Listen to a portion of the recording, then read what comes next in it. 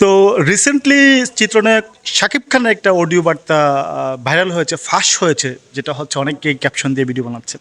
So ওই audio বার্তায় উনি ওনার বিভিন্ন ধরনের ব্যক্তিগত ক্ষোভের কথা উনি বলেছেন, কিন্তু ওই অডিও বার্তার সাথে এখন কিছু কাজের মাসিরা যারা আছে, কুটনি বুড়িগুলো, আমি যাদেরকে নিয়ে সবসময় কথা বলি, এই কুটনি বুড়িগুলো, এই কাজের মাসিগুলো এখন ওই অডিও বার্তার সাথে অপদির নাম নিয়ে জড়াচ্ছে।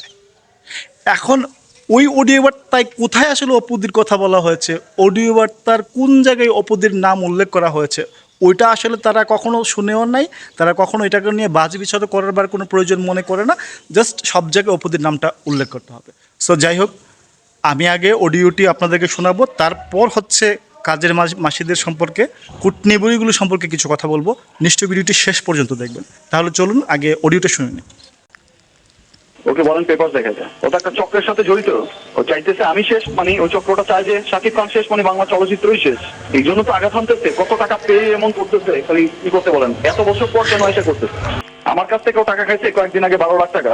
আর ওয়ার ইজ স্টুপিড আর পৃথিবীতে, আর তার আর কি আসে যায়, সে তো নিষ্পাপ না, সে তো ব্ল্যাকমেলার না। আমি অ্যাজ এ হিউম্যান বিং, একটা মানুষ হিসেবে মানুষের দায়িত্ব নিতে চাই। একসাথে কাজ করলে ভুল ত্রুটি হইতেই পারে বা কিছু একটা। ওকে, যাই হোক, শুনে নিলাম মিস্টার সাকিব খানের অডিও বার্তাটি, সুপারস্টার সাকিব খানের। এখন সাকিব খান যেটা বলতেছে, আমরা সেই পর্যালোচনা যদি যাই, সে বলতেছে যে এফডিসিতে কিছু তার শত্রু আছে, সেটাই ইঙ্গিত করছে সে।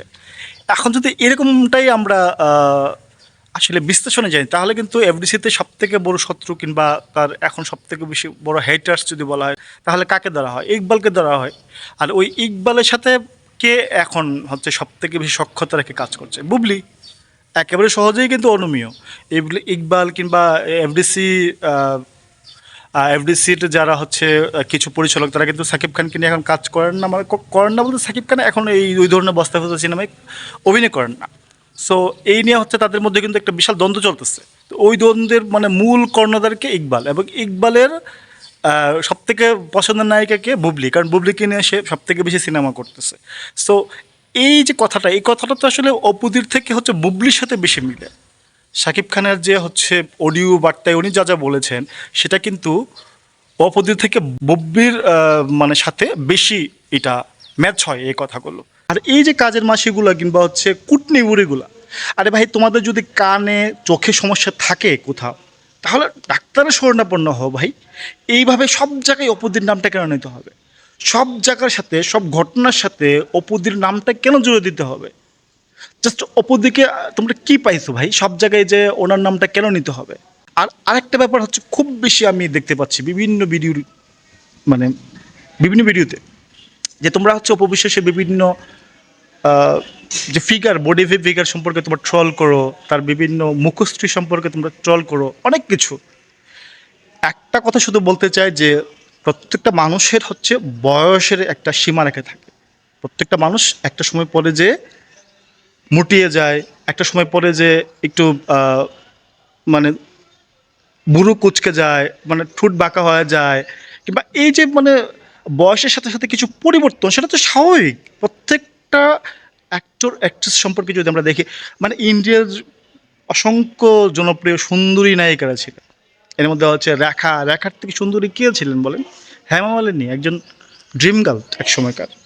কিন্তু এই রেখা, হেমা মালিনী কিংবা হচ্ছে আরও যারা যারা আছেন বর্তমানে এখনও জীবিত, আসলে তারা কি তাদের সেই সৌন্দর্যকে ধরে রাখতে পেরেছেন? সেই রূপটাকে তারা এখন পর্যন্ত ধরে রাখতে পেরেছেন? নিশ্চয় পারেন। ভাই, ফিট থাকা যায়, কিন্তু বয়স ধরে রাখা যায় না। একটা সময় অপু বিশ্বাস বাংলাদেশের সব থেকে জনপ্রিয় নায়িকা ছিলেন, এবং তার সাথে তার সমসাময়িক কোনো নায়িকা দ্বারের কাছে ছিল না। এটা মানতে হবে, এটা মেনে নিতে হবে। আর এখন হচ্ছে তিনি হচ্ছেন একজন সিঙ্গেল মাদার, মানে মাদার যদি বলি, এবং হচ্ছে উনি এখন সিনেমাতেও তত নিয়মিত না। সো এবং বয়সও কিন্তু মোটামুটি ওনার কম হয়নি। সো বয়সের পরিবর্তনের সাথে সাথে মানুষের ফিটনেস কিংবা হচ্ছে চেহারায় কিছু পরিবর্তন আসবে। যেমন বুবলি ম্যাডাম এখন হচ্ছে উনি খুব ফিট, ওনার বয়সও কম, উনি খুব মানে ডেজার্টসে উনি সিনেমা করতেছেন, কিন্তু ওনার এই বয়সটা কি সবসময় থাকবে? আপনার কি বয়সটা সবসময় থাকবে? নিশ্চয়ই না।